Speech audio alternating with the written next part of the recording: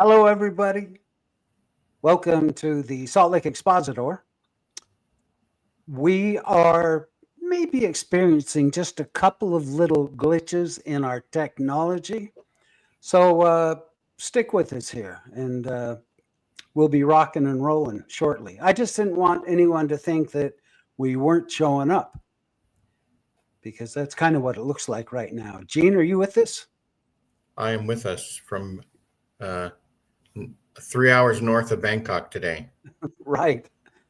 Bangkok, Thailand. I saw people riding elephants yesterday, but I was Super cool. What? either A, too chicken, or B, didn't have enough money to ride an elephant. Well, which was it? I got this shirt though. Oh, cool. I like As long it. as you got the shirt, been there, done that, got the t-shirt, you're set. Yeah. And Randy switched. I did not. I'm not switching. You know what? I took you out and put you back in because I couldn't hear you, and now I can. So there we go. Well, you are so intelligent. So we're all set to go. Yeah. So the headline says Mormon Church now observing Holy Week. And what we found out, thanks to Megan Hayes on her Mormon News Daily Show. What is it? Generally unquotable. Generally unquotable. She saw that there were some sort of glitches in the matrix as far as the LDS Church is concerned. On their website, it says, "We do not observe Holy Week." And then they put out a press release saying that there was, they listed for the first time I can remember, and she said the same thing, all the planned firesides and broadcasts and stuff that they're going to do digitally for the year that are sort of church-wide. And included in that is, hey, everybody, let's do some Holy Week stuff. Yay for Holy Week. Yeah.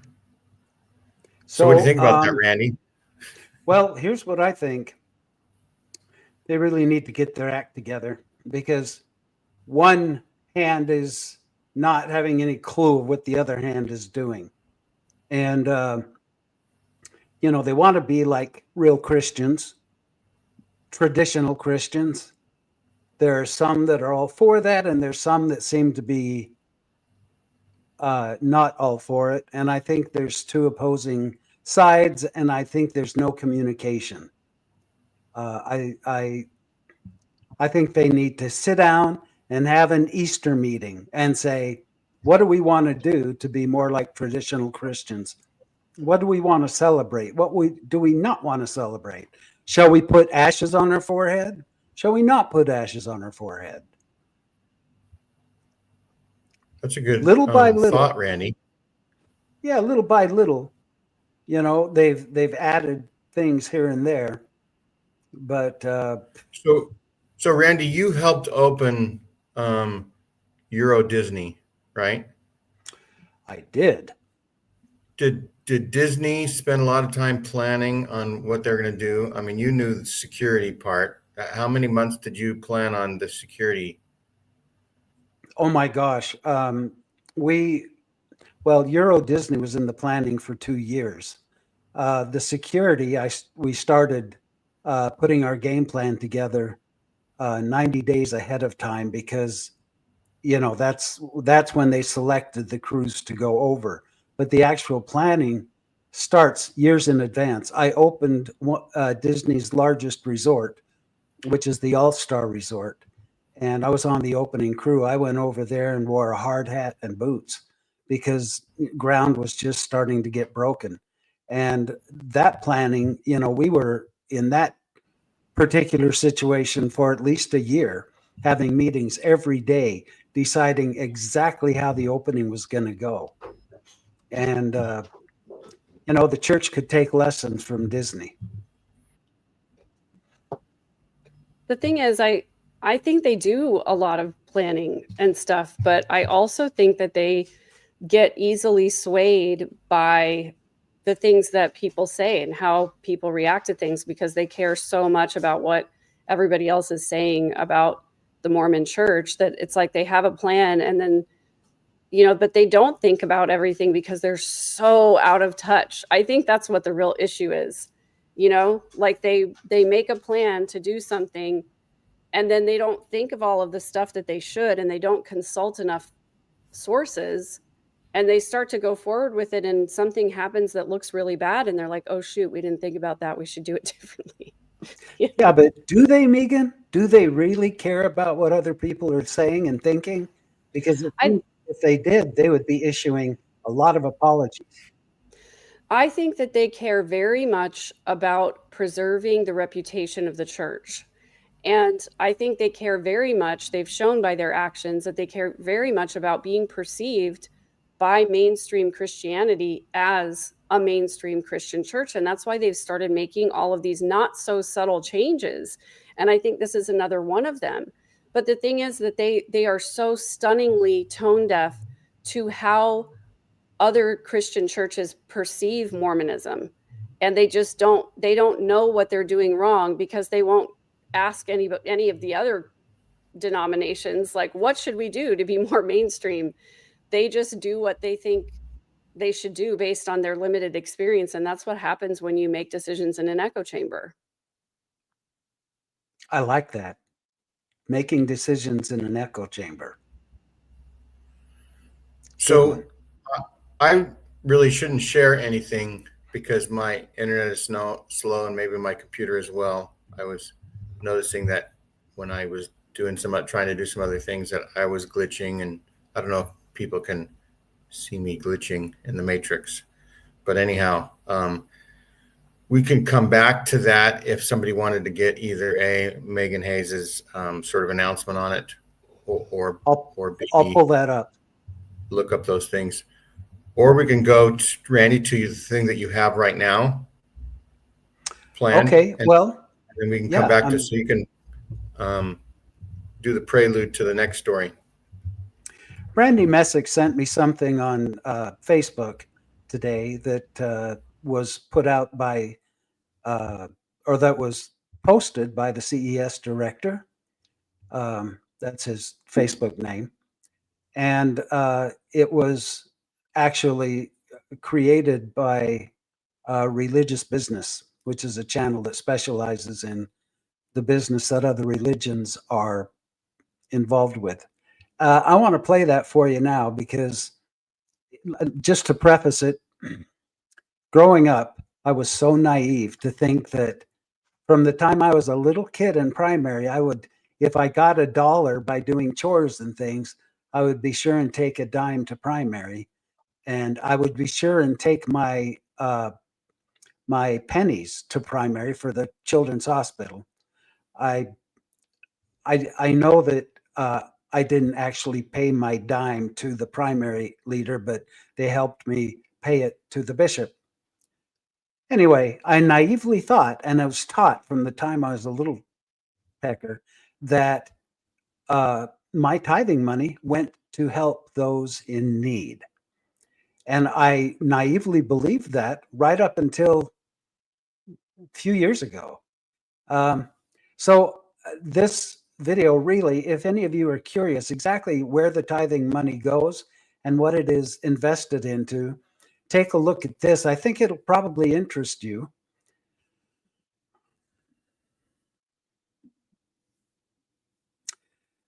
Let's rock and roll here. There are always winners and losers in war. But guess who wins in wartime? It might the LDS be a Church. Good idea. Can you hear Ensign Peak Advisors, an auxiliary of the LDS Church, is there are always weird. I can hear it. I could hear it. You can hear it? Okay. Well, so long as you can hear it, that's good, because I've heard it a few times today. Yeah, let me play it for you. Winners and losers in war. But guess who wins in wartime? The LDS Church. Ensign Peak Advisors, an auxiliary of the LDS Church, is a for-profit investment fund registered as a church. It owns major shares in publicly traded defense companies. Here's 3 of several companies that Ensign reported holdings in the U.S. defense industry. These figures come straight from the SEC. Let's go with Boeing, $120 million. Lockheed Martin, approximately $35 million. BWX Technologies, approximately $54 million. BWX plays a significant role in the nuclear weapons space. In regards to U.S. foreign military sales, the U.S. government gives foreign aid via our tax dollars. Then that foreign aid goes to specific countries. Then those countries turn around and have to buy U.S.-made weapons from the above companies. Taxpayers have funded $8 billion in weapon sales for Israel and Ukraine this year alone, both of which are currently at war. Ensign Peak, registered as a church, does not pay taxes on these for-profit vehicles. How this works is you, as a taxpayer, fund wars across the globe while accumulating a massive deficit passed on to our children via billions of dollars annually in aid to buy these weapon systems from some of these companies the LDS Church is currently invested in.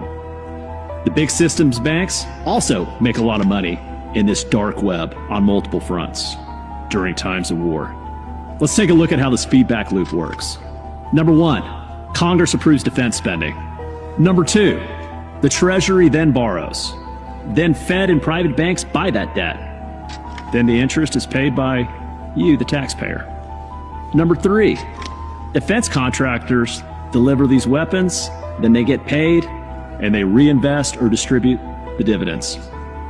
Number 4, markets rise, banks and investors profit, and then the cycle just repeats itself. A real-world example of this feedback loop is after the 9/11 attacks in 2001, Lockheed Martin's market value rose significantly. Specifically, its stock went from about $17.4 billion in market capitalization to more than $30 billion. Additionally, JP Morgan Chase & Company descended from Rockefeller's Chase Manhattan, which remains a core Federal Reserve member bank.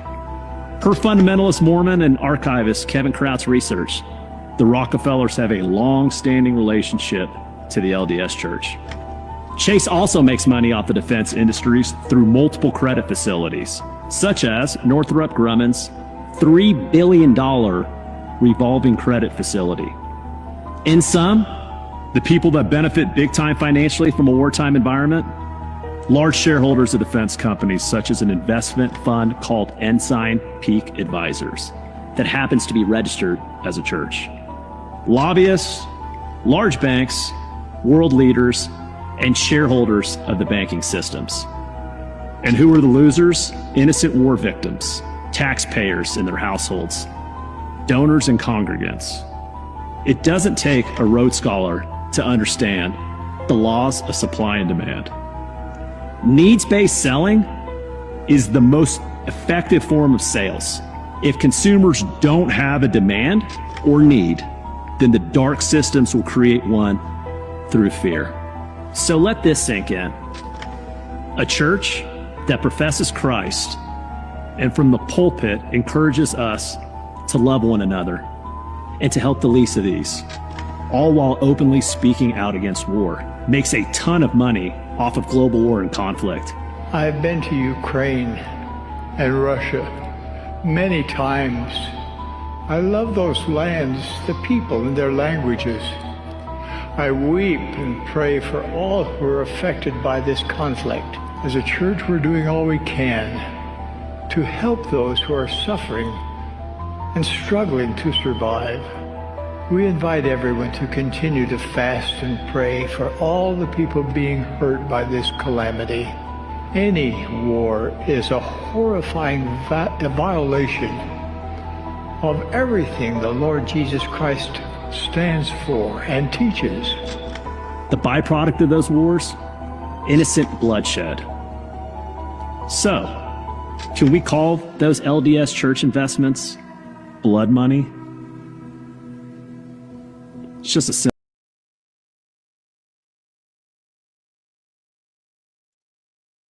It is an important question. I'm very curious to hear people's opinion on it.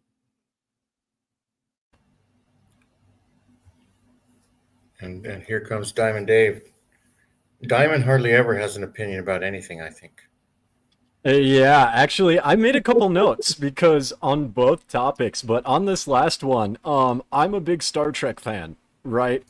And there's an episode where Dax talks to the little Ferengi, the little gnome-looking dude, and she talks about their rules of acquisition and how the rule of acquisition number 34 is peace is good for business, but no, war is good for business. And that episode just really just struck to me as he was talking, because the LDS Church talks about peace, and peace is a very good thing and it's a very profitable thing. But apparently they're showing us that war is also good for business. So either way, they will play both sides of the coin. Yep, 100%. I did want to bring up one thing about Holy Week as I hang out with you guys and kind of get your thoughts.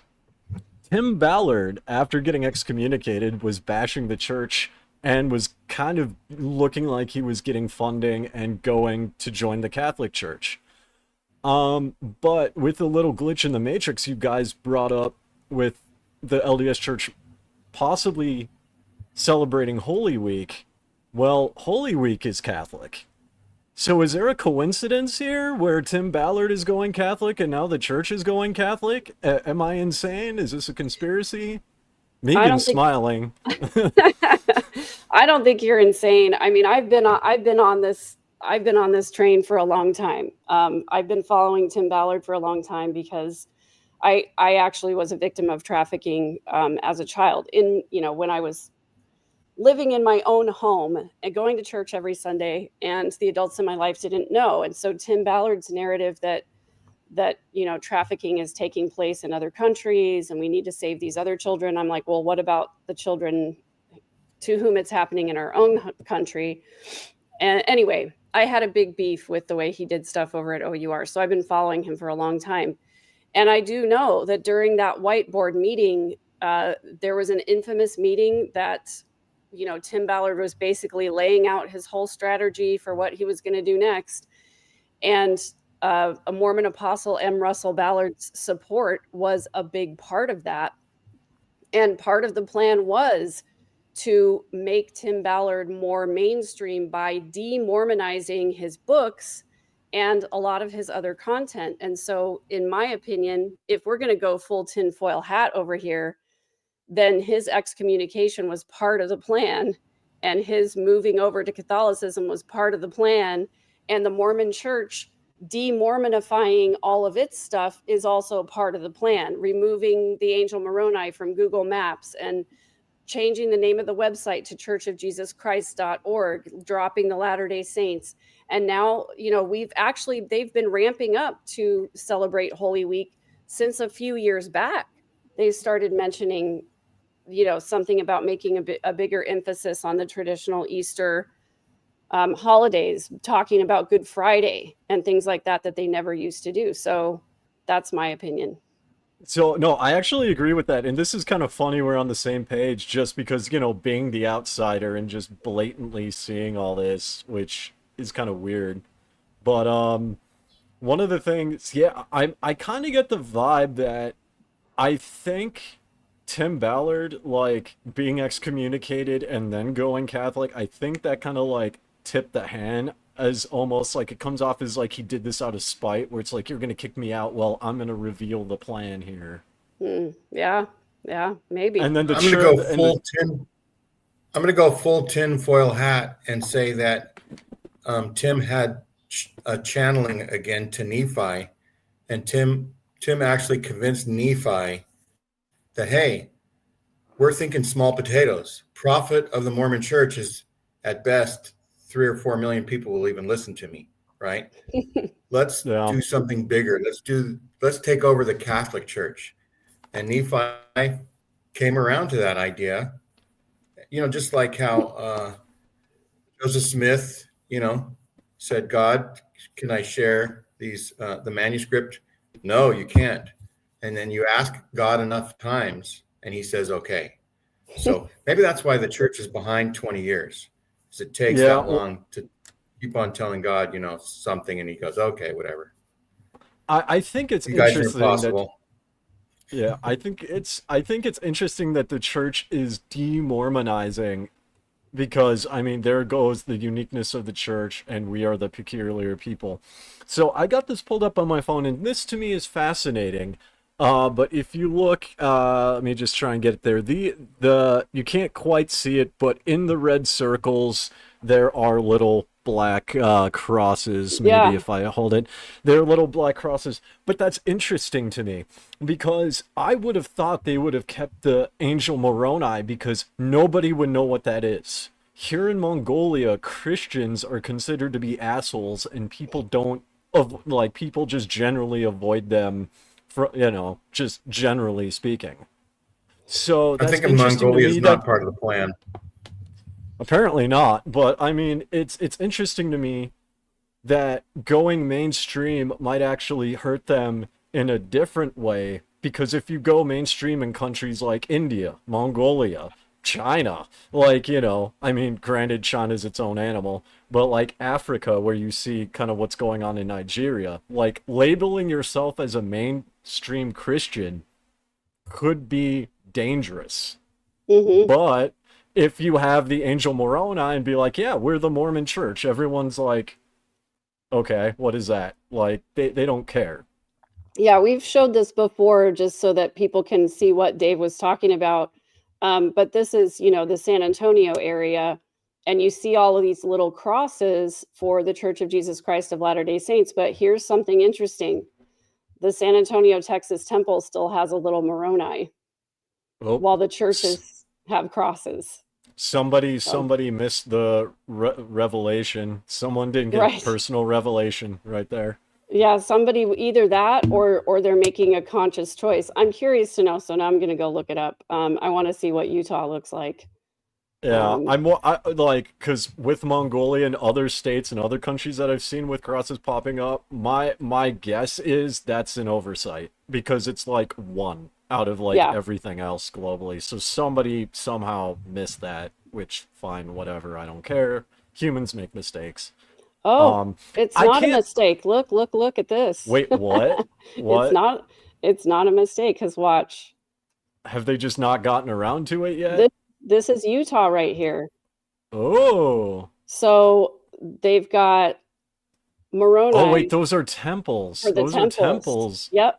So Oh. the church buildings have crosses, but the temples have Moronis. That's interesting. That kind of makes me honestly genuinely concerned for the safety of countries like Pakistan. They have one ward, they're trying to get a second one. You put a cross up on a building in Pakistan, that's going to get burned down within the same week. Oh, wow. It's not Interesting. and I mean, and that's true with most Middle Eastern countries, you know what I mean? So, because we were just I talking can't about imagine them doing that. we were just talking about how the church didn't seem to be planning to incorporate Buddhism as well, or other things.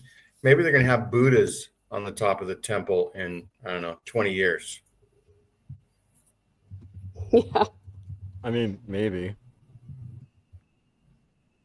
Maybe they should just get the wacky waving inflatable arm flailing tube Ben from Family Guy. You see it the used the used car parking lots. Those things that just wave around like that. Right. That would be more entertaining anyway, in my opinion. That would be. Well, Randy, you're the one who brought that story to us. So, what are your thoughts?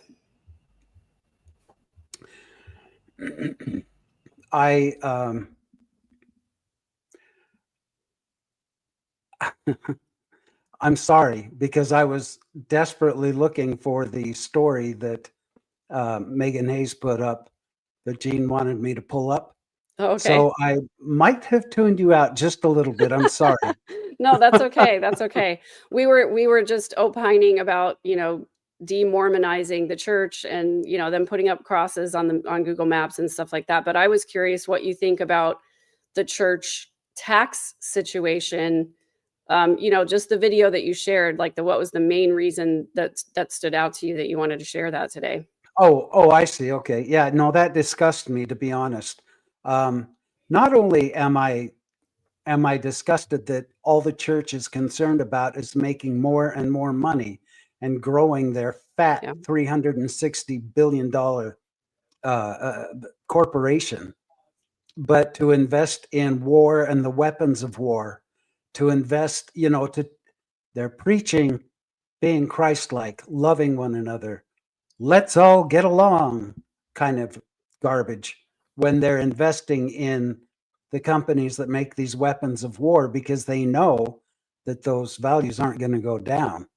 In these Right. tumultuous times, they're only going to go up and it's going to make them money. So who cares?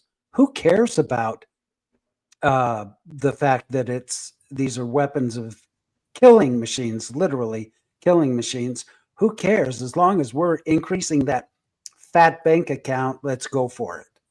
That's Yeah. what my thoughts are on it. You know what I want to, you know what I'm really curious about because we're on this topic is they're invested in US military hardware, right? But the church is international. And as we all know, countries internationally have their own weapons manufacturers. So I would love to know if in other countries, like I don't think they can do it in China because you have to be like an actual resident, and that's almost impossible. But like in Europe, right? Because you got the Brit Vengers in Europe, you have stakes in the British Isles. I'm genuinely curious to see if they are investing in, British and German hardware. Or with the war in Ukraine, especially Finland and Sweden, because Finland has a very long and proud history of kicking the shit out of Russia on skis, right? So it would not surprise me if the church there is investing in other weapons industries. Well, Dave, I can tell you from my point of view, whatever loopholes that they need to find to invest wherever they want to around the world, that's one of the reasons why they have a global presence, is because they've got members who are residents of China and who can invest. And I guarantee you that they're doing the same thing there as they did with Ensign Peak, where they're like, okay, we'll just prop up a dummy to answer the telephone whenever somebody calls this shell corporation, and it's somebody who works for the church. So whatever they have to do. That is dangerous to do in China. Well, That I is mean, very dangerous. Yeah, I think I the agree thing with is, you. I agree yeah. with you. I completely agree with you. I'm just like, whoever's doing that better be very, very careful, because if the Chinese government ever gets a hold of that, you will be executed. Yeah, it's just That's Simon David insane. made me think of something. Maybe it was even more of a disrespecting when the United States would call the people from the Russian army Ruskies, and that was an extra layer of digging because of the fact that the Nordics would beat them on skis in the mountains. So I don't know, just a thought. I was watching a football game this morning, and it just so happens that the game that I was watching, the quarterback is LDS. And, there's several LDS players who play football. There's coaches. Andy Reid of the Kansas City Chiefs is LDS. You've got so many of the LDS folks. And you know what? You don't hear the church bitching about them working on Sunday. But you have a woman who's trying to feed her kids, and she's told that if she doesn't have to work on the Sabbath, she'll be more richly blessed. I think that this is an example on a small scale of what we're looking at here. It's whatever is convenient for the church, whatever's going to make them the most money, whatever's going to make them the most publicity, visual like the LDS football players. Yeah, they're representing the church and they're good football players. Keep them going. It's all, in my opinion, hypocrisy, and it's built It's not the on. church's fault. It's not the church's fault that the woman didn't do more in sports in high school with the opportunity she had. Oh, Yep, you got It's it, just- Gene. That is the point. It's just very clear what their priorities are. Because if they wanted to protect children in the church, they could. There's so much they could do. If they wanted to feed the poor and needy, there's so much they could do. The church is run by attorneys and bankers, and it's very clear that their priority is to protect themselves legally and make as much money as they possibly can. I can address Isabel's question in a second, but I want to. I agree with Randy. I experienced what he's talking about personally, because as a content creator, and this is back when I'm like at 112,000 followers now. Almost all of them are in Africa, India, Southeast Asia. I had about 120,000 followers at the time when I was in the church, and when I was like a true believing Mormon. Like, I wouldn't even sit in the sacrament meeting. I would make content in the church, like in the foyer, just like taking pictures and making AI art of what appeared to be Mother Mary with links to the LDS church and things like that. And they would have 50,000, 100,000, 200,000 reactions. And the bishop's like, yeah, no, let Dave do his thing. You go bring sacrament to him, right? You leave him alone. He's helping the church, right? So when there was a couple opportunities to do like callings, I turned them down on the basis that it would interfere with my content creation, my family friendly Minecraft streaming. And the bishop's like, nope, that's fine. We won't give you any callings. You focus on that. We can consider that your calling. Right? So, I mean, there is a convenience, there is a favoritism, especially with LDS content creators, where you can pretty much like do your own thing while everyone else has to check the boxes and be to church on time and whatever. But if you're a content creator, people leave you alone. Now the question I wanted to quickly address. Well, can I make for one it. point about that, Dave? It's about the fact that you were doing something that was beneficial for the church. And Yep. so it's always rules for thee and not for me, because if you're Right. benefiting the church, they're going to let you bend the rules. Exactly. Yep. So that's all. No, it's true. It's true. Now the church's links to Israel, they have a teaching center in Israel.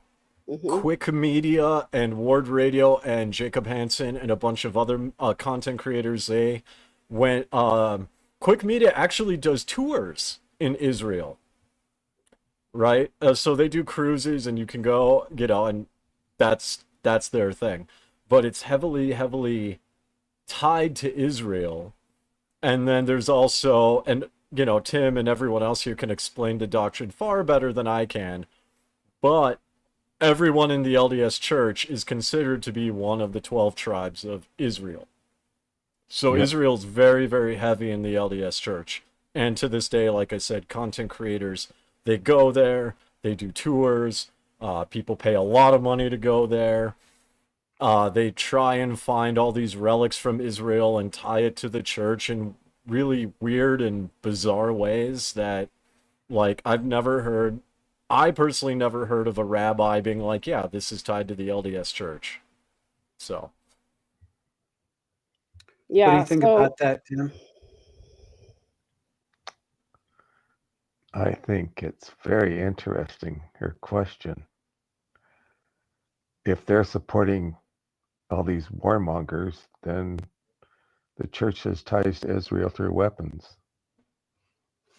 Yep, 100%. And Yeah, while the 100%. LDS Church claims political neutrality, they do, and at least they did for a very, very long time, openly teach that one day Mormons are going to possess the temple in Jerusalem. They believe that Yep. that's their destiny.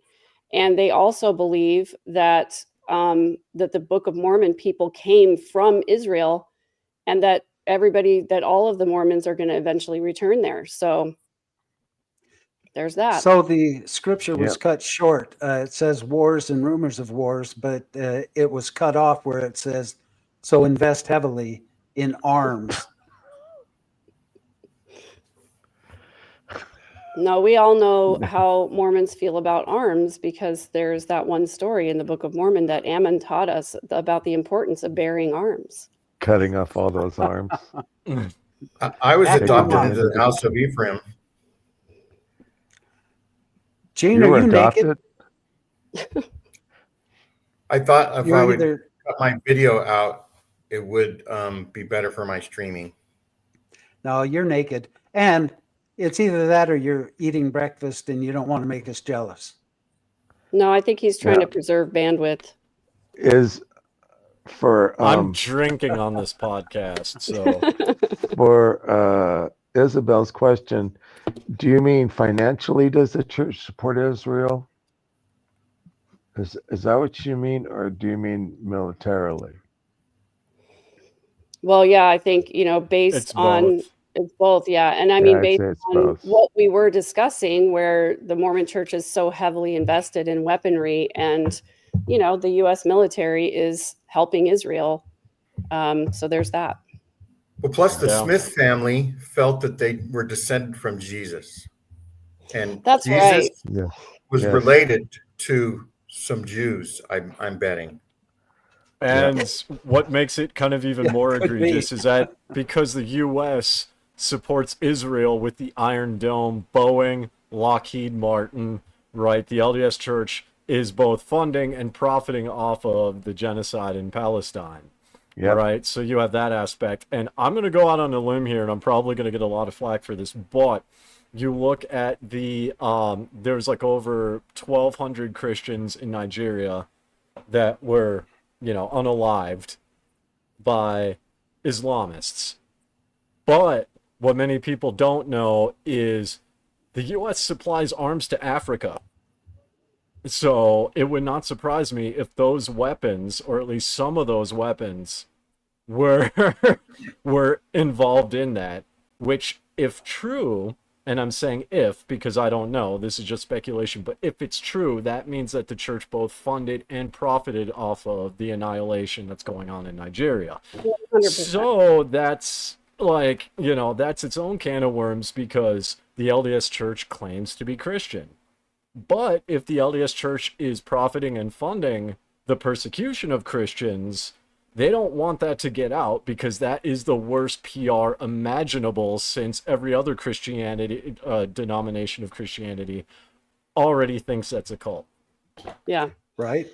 It is the oldest story in the world that the powerful profit from both the side that wins the war and the side that loses the war. I mean, it's kind of what I was talking about with, the Charlie Kirk assassination.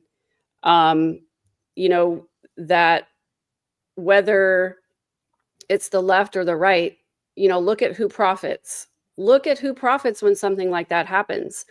Both sides profit from it eventually, but it's the people who, are funding the war machine and the people who are funding the news machine and all that. They profit no matter what happens in the world, so they don't care about individual lives. And they don't care because, Maven's here. What's up? I consider Maven to be one of my bestest of friends. She's awesome. But yeah, and that's a thing, and that just shows that the church doesn't care about people. Because, Exactly. it's one thing to... So I used to work at Wells Fargo Corporate. I have a background in accounting and finance.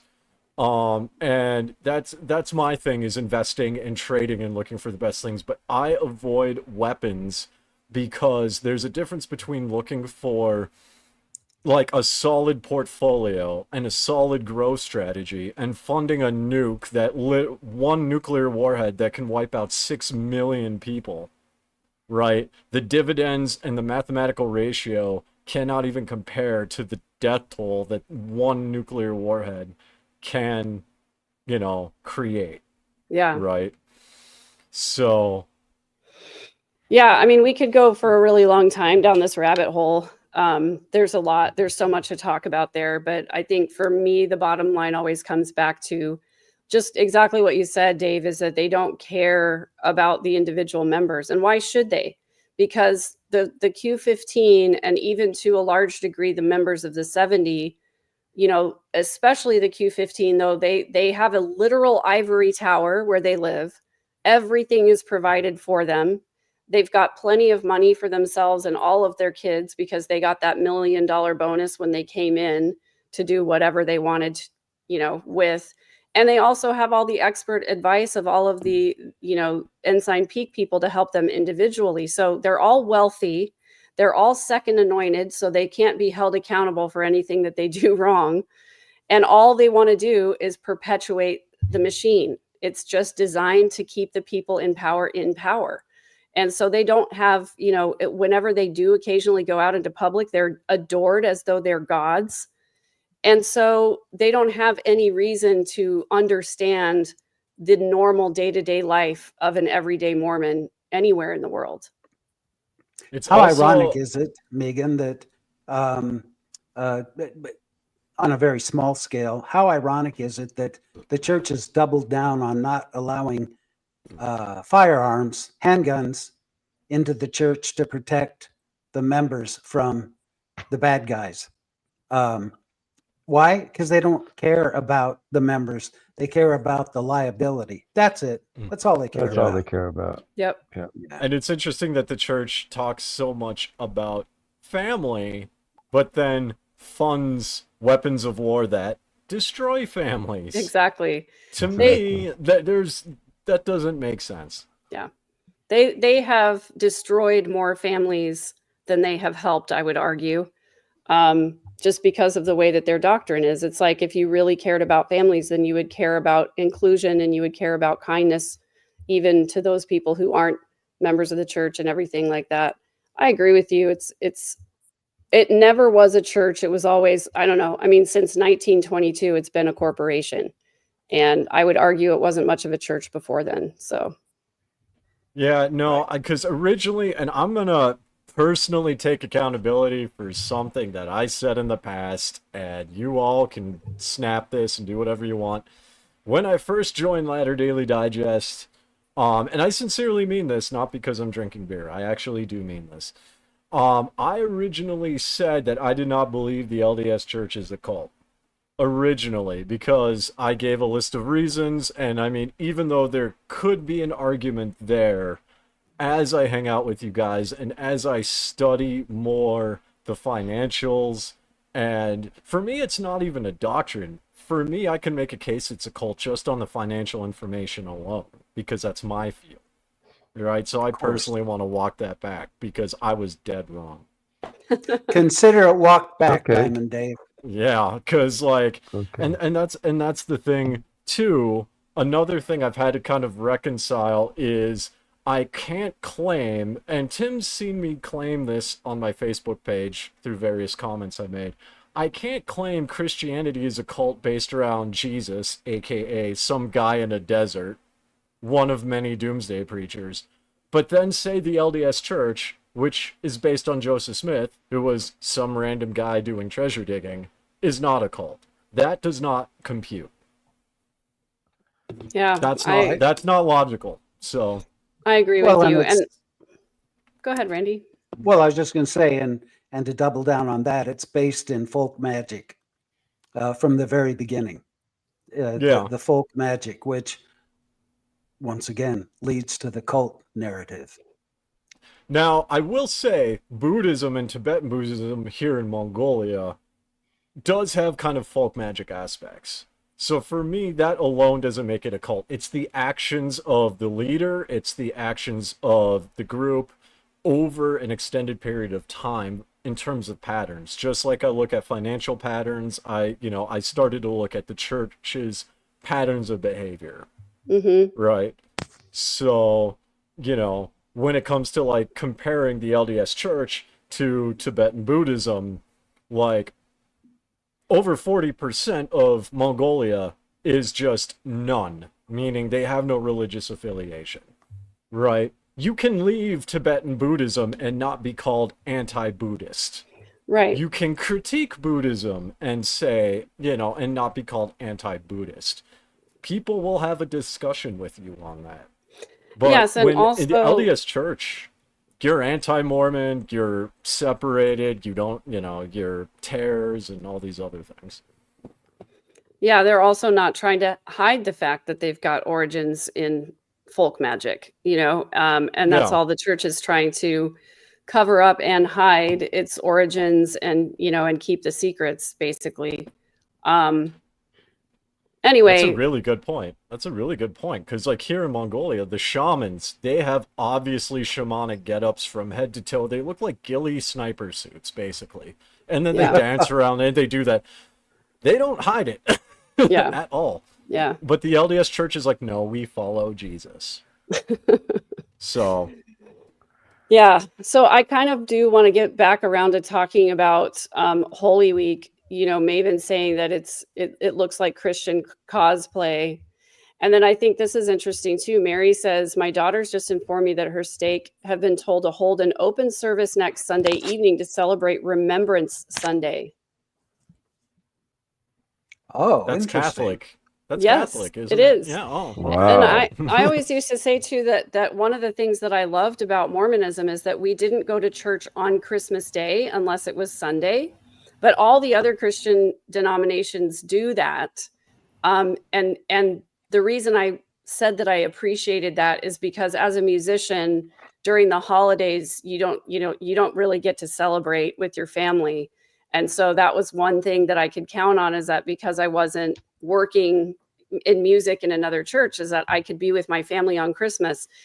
And so thinking about Easter, I used to make a lot of money at Easter time because they've got, Good Friday, and they've got, Maundy, Thursday, and they've got, all of these different holidays where they have services. And so I would be singing and playing at some of those services, making money because the Mormons weren't doing those services. And now it kind of sounds like they're going to be doing Ash Wednesday, Maundy, Thursday, Good Friday. They're all of that Holy Week stuff that, Mormons didn't do before. I'm curious to know if they're going to start having broadcasts on those days, or if they're going to instruct regular congregations to hold meetings or remembrances on that day. Interesting. I wonder why they did away with the Easter sunrise services and the different Easter pageants. What's that all about? Well, I mean, money. I think that there was. They weren't bringing in converts. Yeah, and I don't know why I keep losing my camera, but anyway, I think part of it was correlation. Having everybody instructed to start church at a certain time based on how many congregations were in the building, as opposed to doing a sunrise service. And then what was the other thing about the pageants? The pageants were losing money and they weren't gaining any followers. And so that's, I think, one of the reasons they stopped doing it too, is because it was one of the things that made us weird or peculiar to have a Hill Cumorah pageant and to have a. And it was based on false history. And most of the people who attended those pageants were members. Right. That's what I'm saying. It cost a lot of money and it didn't bring in converts. Heaven forbid they should spend any extra money. No. And when I say an Easter pageant, I mean a traditional Christian pageant, not the Book of Mormon. You mean a passion play? Where somebody dresses like Jesus and drags a cross around. Ironically, and here's the ironic thing, because if you look at like South America, there are people who legitimately crucify themselves as a passion play. Do you know how much money those people make? Like, you want money, do that. In my mission in Spain, there was always a guy that was crucified in all the major cities. And I mean, literally nails in the hands. I don't know if they did his feet or not, but and my gosh, through the streets of every major city, they had the Easter, what we would call a parade of sorts. Yeah. But it had a guy dragging a big, full, heavyweight cross, and I mean, they really played it up. Yeah, Yeah, yeah, I same thing in will Person's Germany. really say- good at that. Gets a compliment, and people say, "Hey, Jose, you nailed it." I knew That it was was- coming. I knew Yeah, it. we all saw it was coming. Yeah. I will Oh, and hey, say, I wanted to as say something go for just real quick. Megan, what's it called when like the members are like the gatekeepers and they actually do more? Like, you know how there's the word of wisdom, and then some people say, I'm even better Mormon. I don't even, eat sugar, or I don't use vanilla flavoring because it has alcohol in it. I heard somebody say that once. And so I'm wondering Yeah. if this announcement that you just read, somebody said, is now that some local leaders see that the church is Catholicizing itself, they're going to be even better at doing that. And so the church is going to let that happen. They're like, Yeah. say, go for it. Yeah, they're going to Mormon harder than everybody else Mormons, because that's what Mormons Yeah. value, is people who Mormon harder than other Mormons. Yeah, we Mormoning. could do an opposite of Sunstone has more than one way to Mormon. There could be an opposite T-shirt. I Mormon harder. Yep. Or better. Or better. I love it. I will say real quick, it's kind of bizarre to me that the LDS Church wants to go mainstream and is getting rid of everything that made it peculiar. As bizarre as this may sound, I actually respect the people who call themselves Christians and like drag the crosses through the street and nail themselves to them literally, because that's actual dedication to what they believe. They don't change. It's bizarre, it's barbaric, but at least they are consistent. All the Yeah. pioneer stories are the church is true because look at all the hard things the pioneers did. Joseph Smith did polygamy. It was a hard thing. That's how good he was, right? Yeah, it was So hard, is- but they did it anyway, and that's No. that's the Yeah. message. So is flying It's- airplanes into tall buildings. Too soon. It's too soon, Gene. Too soon. I do have to say though, like it really makes me think. I did not know that there were people who would literally nail themselves to crosses. Like that is some Church is. dedication right there. But also, isn't it kind of mockery? Kind of like how people run marathons now because the first guy who did it died. So aren't they kind of saying like, look, I nailed myself to a cross and I didn't die? Like, did you Jesus better than Jesus? Is that what they're trying to do? So Like, what no, it is, I- it's a symbol of dedication, and it's a symbol of Jesus did this for me, It's- so I'm obligated to suffer the way he did. It's like Yeah, the women who crawl on their knees to the cathedrals in Mexico and Latin Oh, American countries. with the bloody, they're all bloody and skin Bloody. torn off by the time they get there. Yeah. But Man. as far as your comment, Megan, that makes perfect sense, and I understand what you're saying. But no, it's these men are very fearful to have it happen to them, but they do it in the name of Christ. They do it Wow. for Him, not about Him. Does that make sense? Yeah, sure, They feel totally. like that's I their get way it. of sacrificing. Yeah. Also, though, I have to say, the concept of a religious pilgrimage is as old as religion itself. And, Yes. the pioneers crossing the plains was the Mormon pilgrimage. It was, there are a few key things that you have to do if you want your religion to be successful.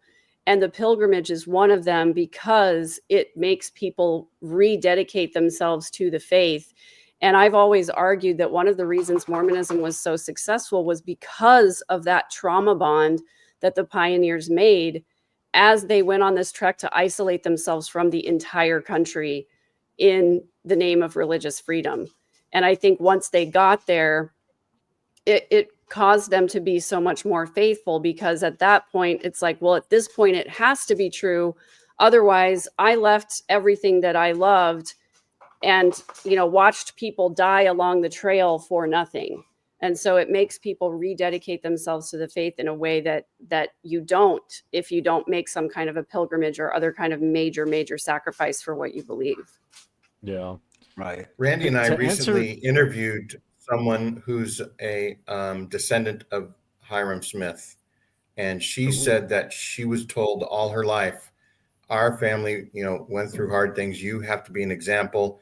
You are going to be looked at harder than other people, and you can't let the family down. Yeah. No, Yeah, what pressure is that? that's a Don't lot. let the family down.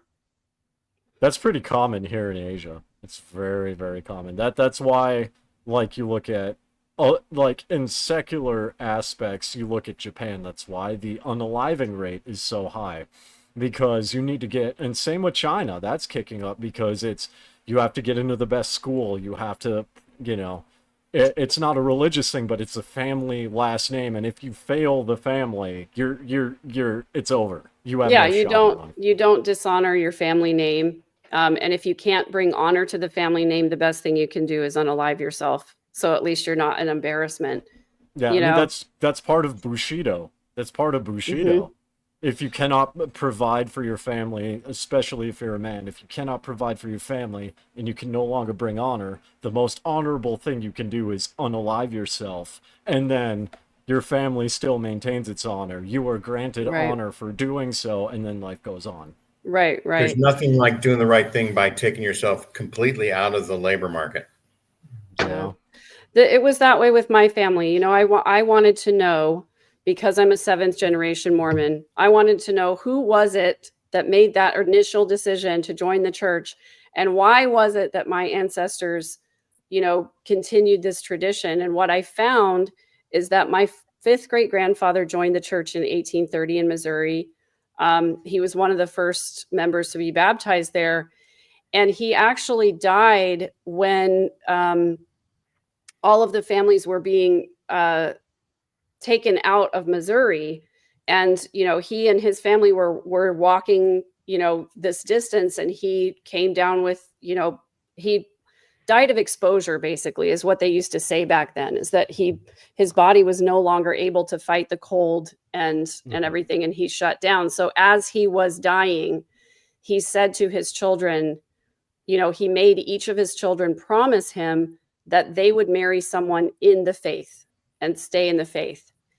And so his son, my fourth great grandfather, obviously married in the faith, became faithful, made sure that everybody emigrated to Utah, founded basically what's now Harrisville, Utah, went on missions to Salmon, Idaho, went to prison for practicing polygamy, was like this pinnacle of faithful Mormonism, married 3 wives, all of that stuff.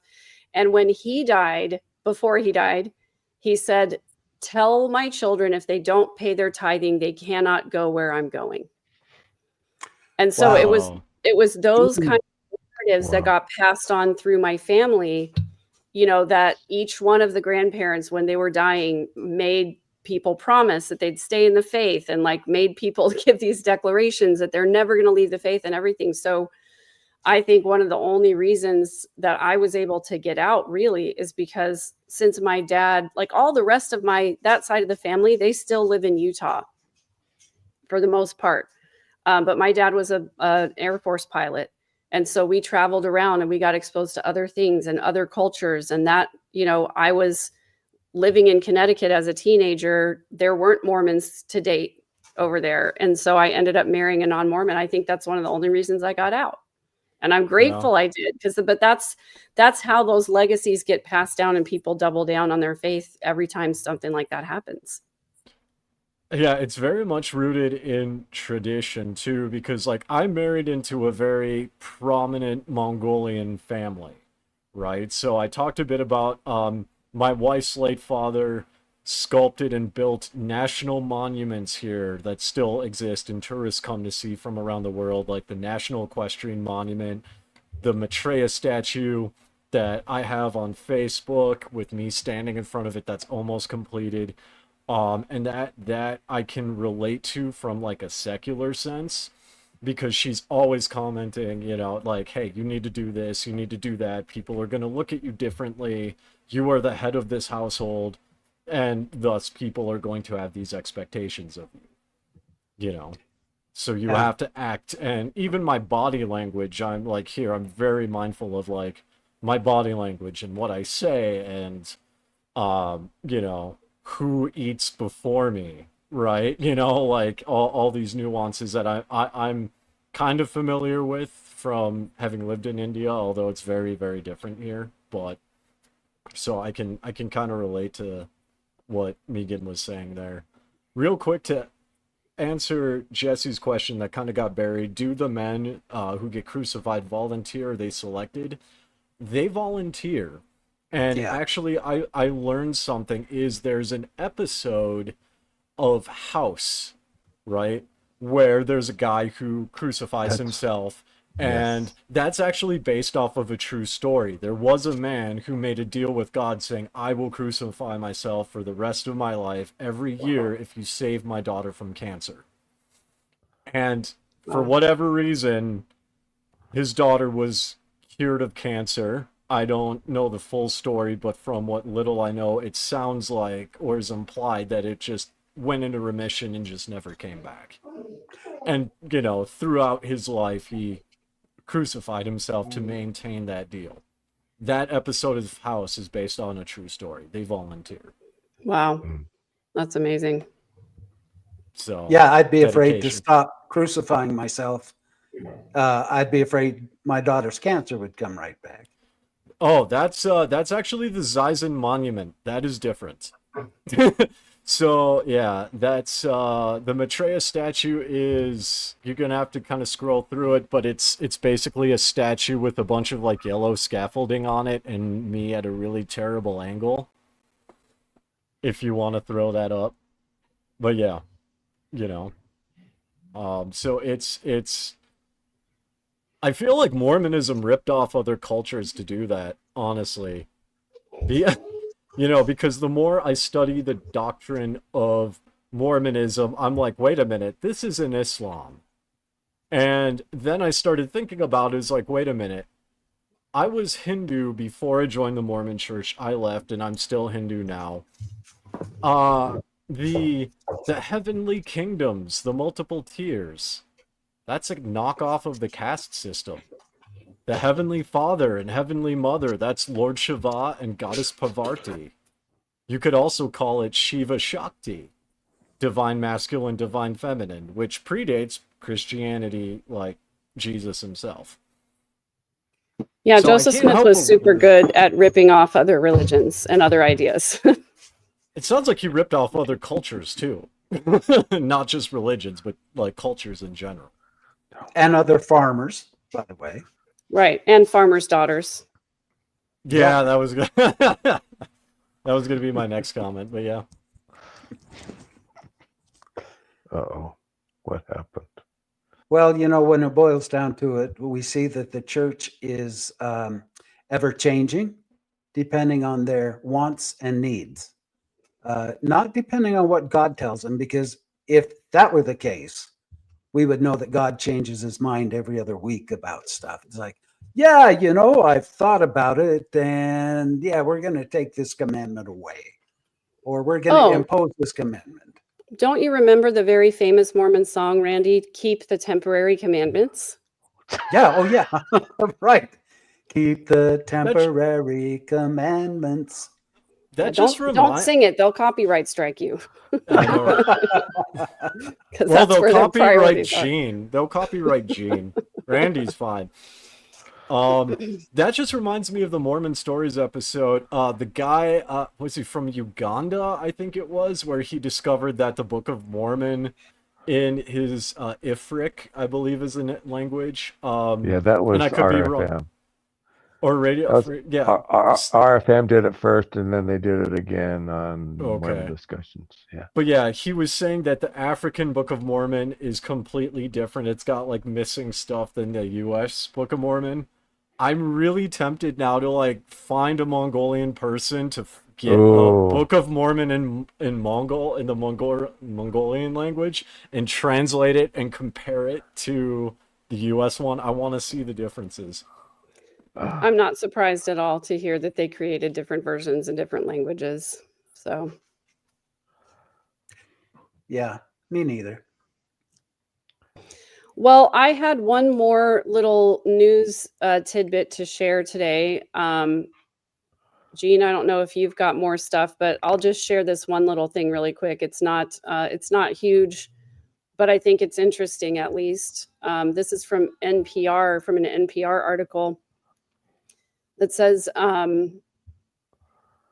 hold on, that Latter-day Saints are having fewer children, and church officials are taking note. Of course they are. I mean, of course we know that they keep track of this stuff. Just because they don't report the statistics anymore doesn't mean they don't compile them still.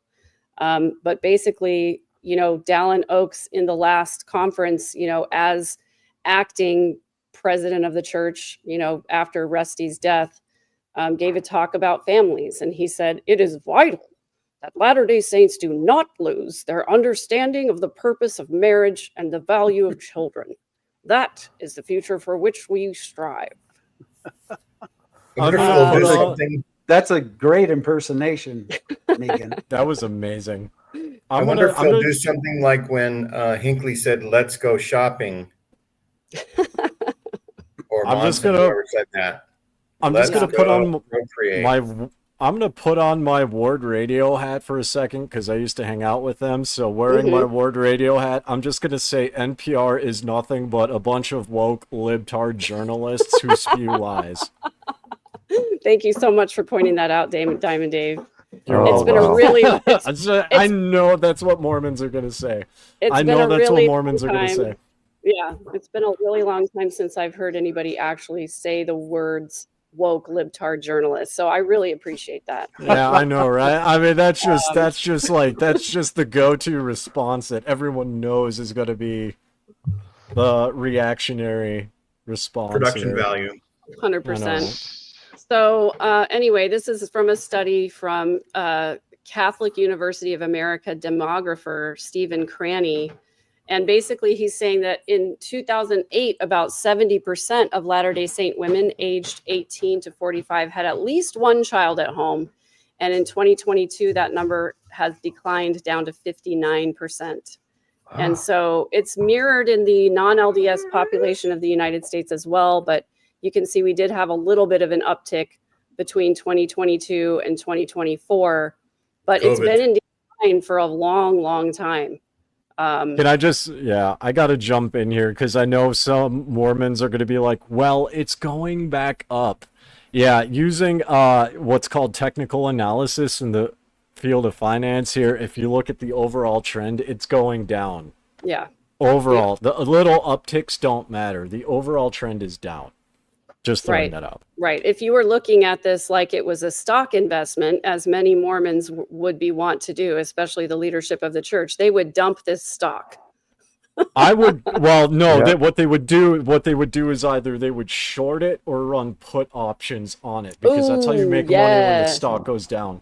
They would hedge. So if you have an investment, you would hedge by doing that. So if it goes down, you basically even out and lose nothing. Right.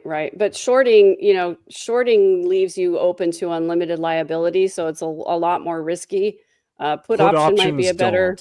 Put options don't leave you open to it. You can essentially lose what's called the contract. So if you have 100 shares of something and, it expires at a given time, you were out whatever the amount is. The contract amount. Exactly. Yes.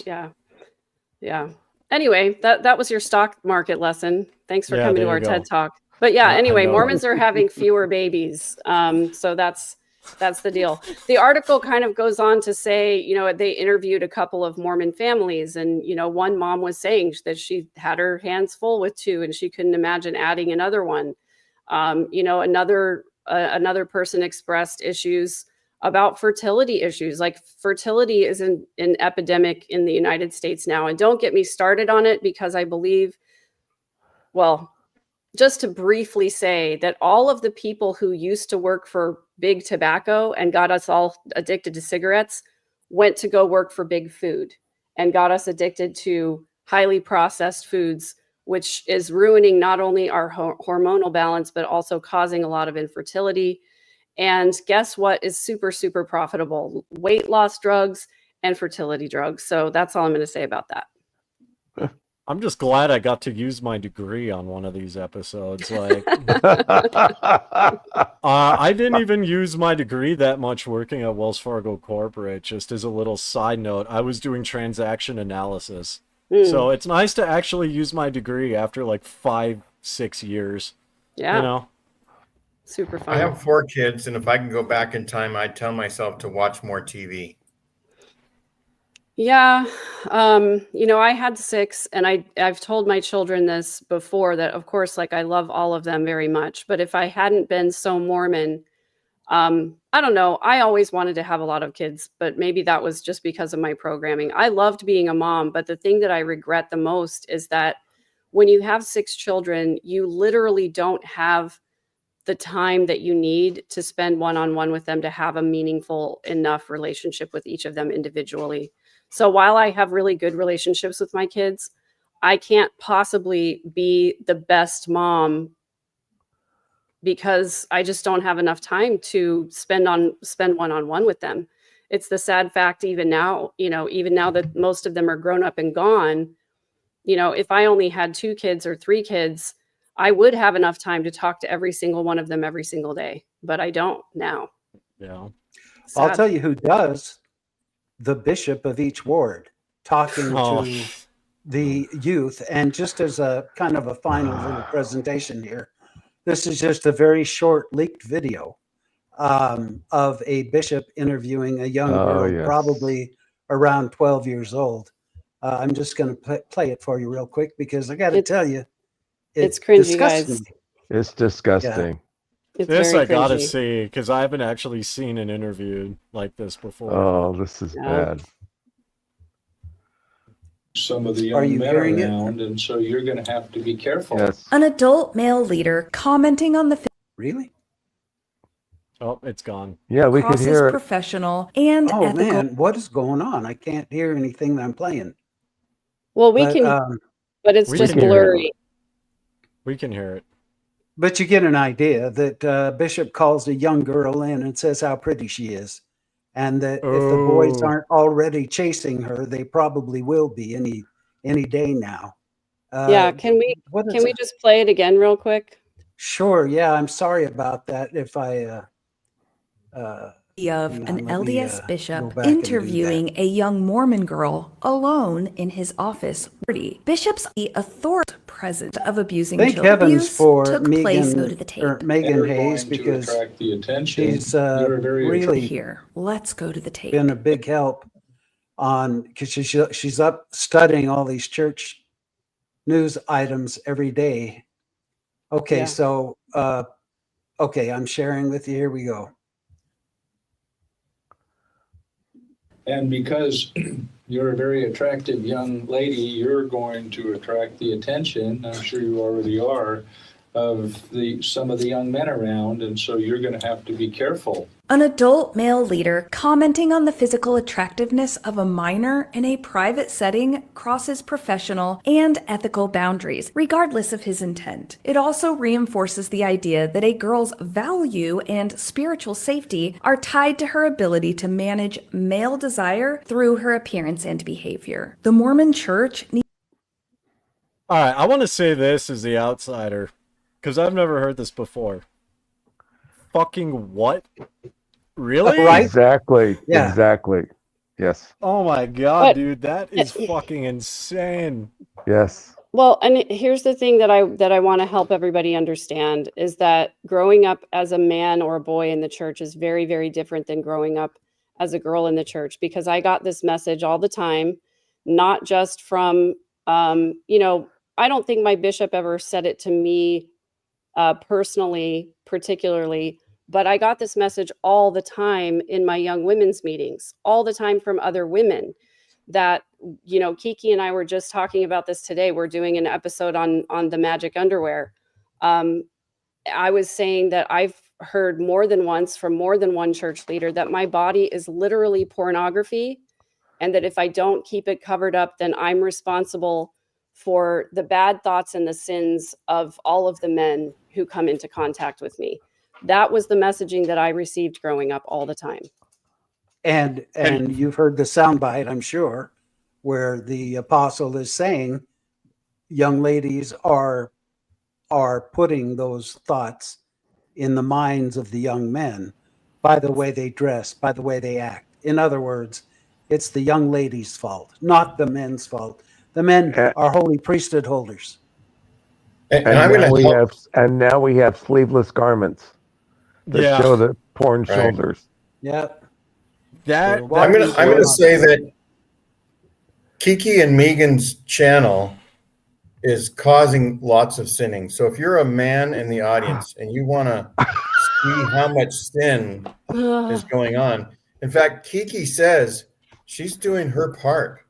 That in order for Jesus to come again, there has to be There has to degradation be in more the world. sin. There has to be That's more right. sin, otherwise he would be here. And so We do My- enjoy adult beverages on our channel when we do our shows. So we are causing a lot of sinning that way for sure. I just I want am to take actually.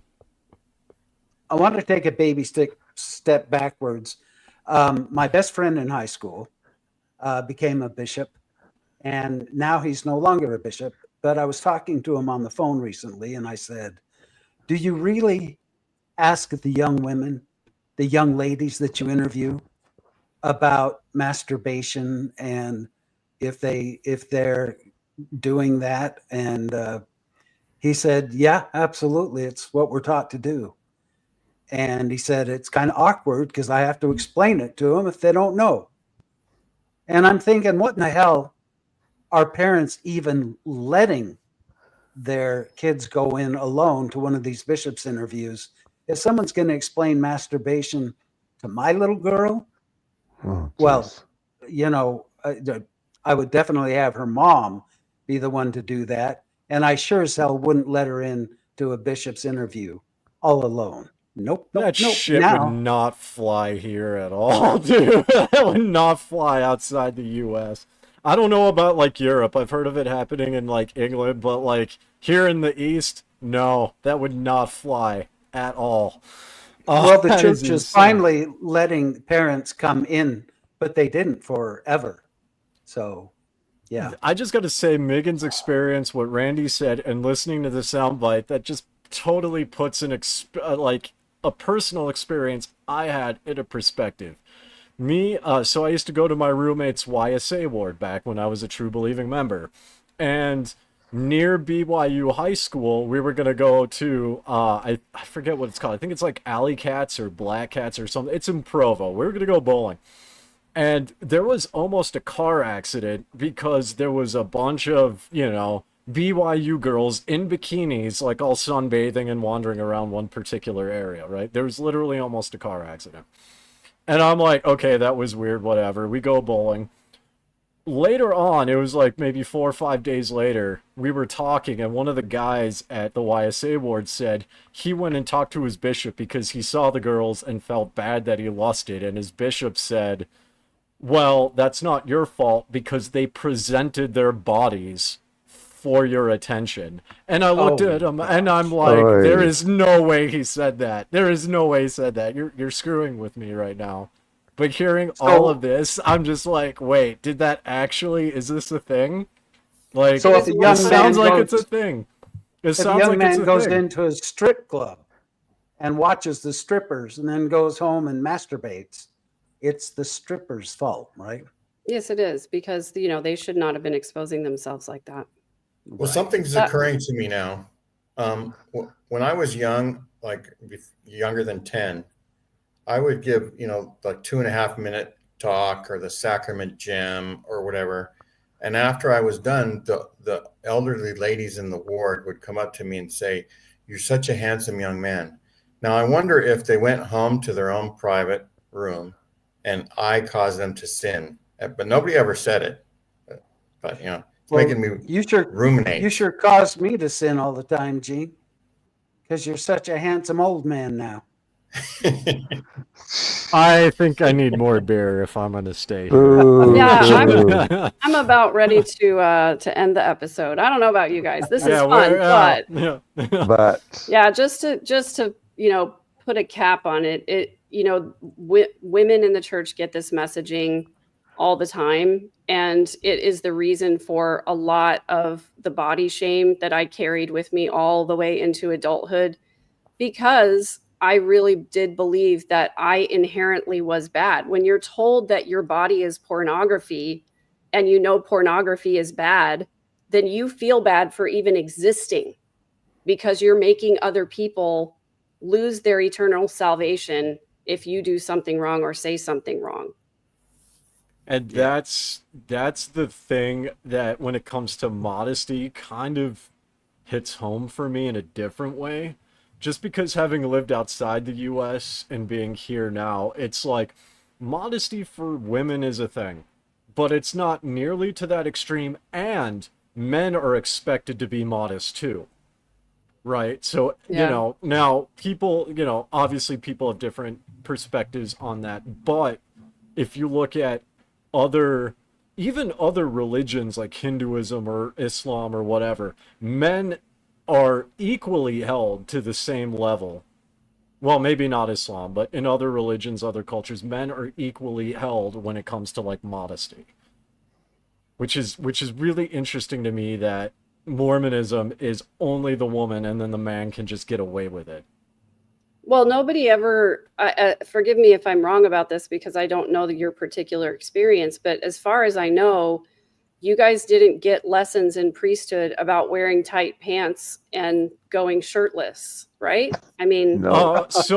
Well, in my ward, we were told about not wearing skinny jeans. I remember that. well, skinny jeans And are an abomination. yeah, So. I know skinny jeans because of like What? it could cause lust. I can't think of a time when someone mentioned going. Actually, no, there was one time where there was a talk to men in elders quorum about not going shirtless because you have to take off your garments. Oi. Sure. Yeah. I mean, But as it's even then, related it's to still garment. not to the same thing. So yeah, Right. that's And like But the closest thing I can think of, and that's still miles away.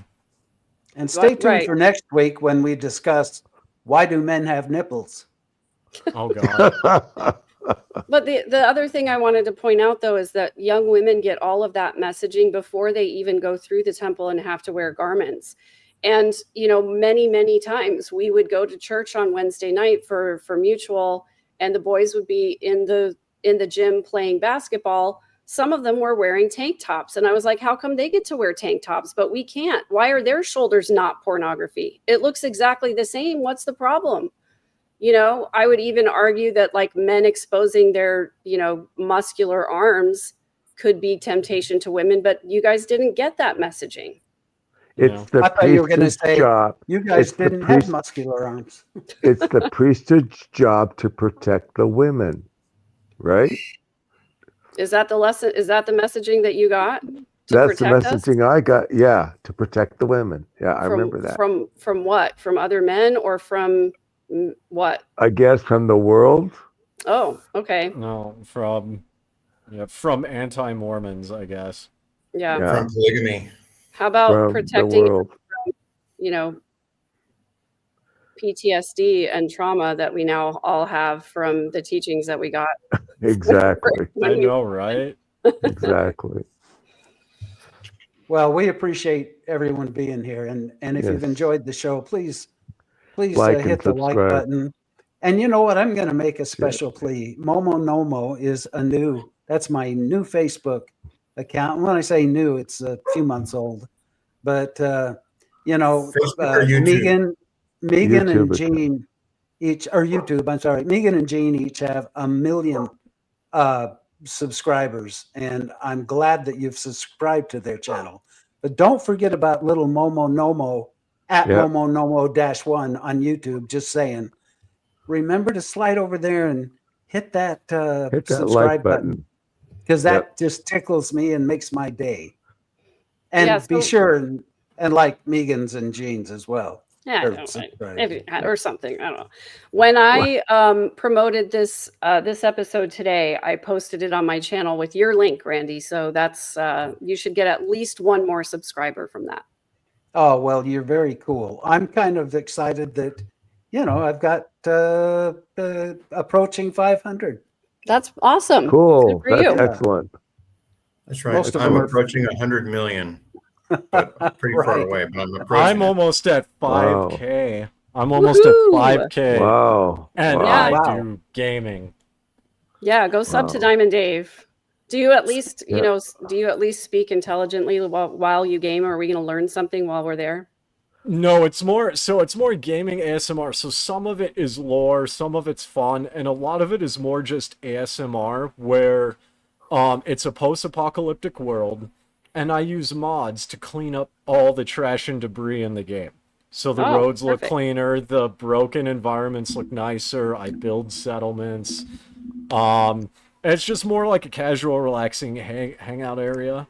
I'm debating on getting into like another relaxing game, like what's called, me and my wife has started to play Ale and Tail Tavern, where it's basically you get a tavern and then you just manage it. I mean, you clean it, you sell various drinks and foods and apple pies and stuff like that, and you can get beehives and cows and whatever. So Nice. it's just more relaxing, just hang out.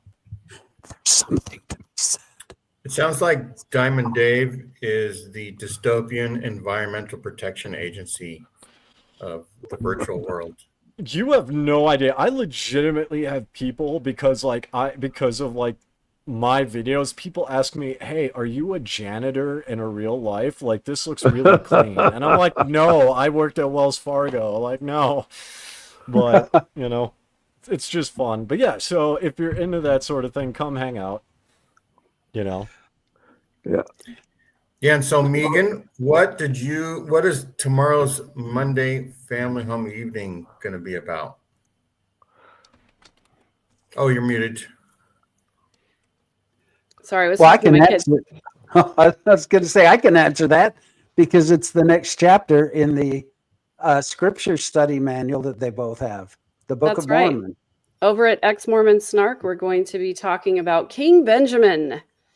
And we're going to have a little adult beverage called King Benjamin's Eternal Empire. It's a very majestic beverage. So that's coming up. And then on Thursday night, we are going to air our pre-recorded episode about temple prep class and how it is neither a preparation nor a class. Discuss. Talk amongst yourselves. That's right. Well, thank you all for coming today. And I know I speak on behalf of Gene and Megan and all those that are participating, Tim and Dave. We love you guys, and we are very much appreciative of you coming to listen to us each Sunday. That means a lot, because without you, Yes. we'd have no reason to do it. Yep, that's true.